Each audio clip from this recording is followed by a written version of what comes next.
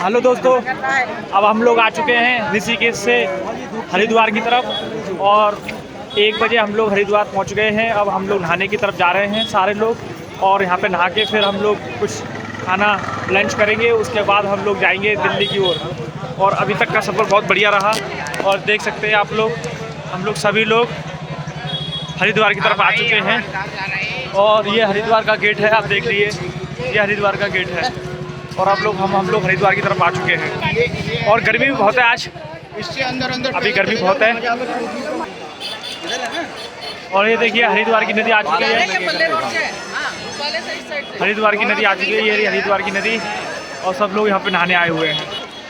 ये देखिए, ये है हरिद्वार की नदी गंगा जी। अब इसमें हम लोग नहाएंगे थोड़ी देर में और फिर उसके बाद हम लोग दिल्ली की तरफ रवाना होंगे।